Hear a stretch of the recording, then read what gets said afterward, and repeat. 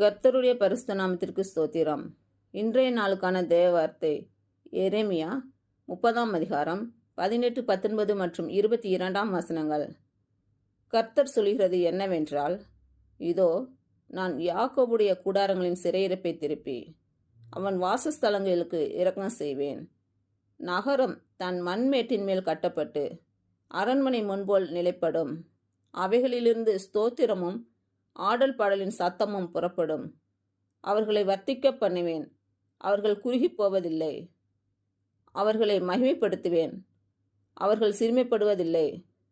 நீங்கள் என் ஜனமாயிருப்பீர்கள், நான் உங்கள் தேவனாயிருப்பேன். இன்று பிறந்த நாள் மற்றும் திருமண நாள் காணும் அனைவருக்கும் இயேசு கிறிஸ்துவின் நாமத்தினாலே வாழ்த்துக்கள். கர்த்தர் உங்கள் பலவீனங்களை மாற்றி உங்களுக்கு பலத்தை கட்டளையிடுவாராக. கர்த்தர் உங்களையும் உங்கள் பிள்ளைகளையும் உங்கள் பிள்ளைகளின் பிள்ளைகளையும் ஆசீர்வதிப்பாராக. கர்த்தர் உங்களோடு இருந்து உங்கள் பணிகளையும் பயணங்களையும் ஆசீர்வதிப்பாராக. ஆமேன்.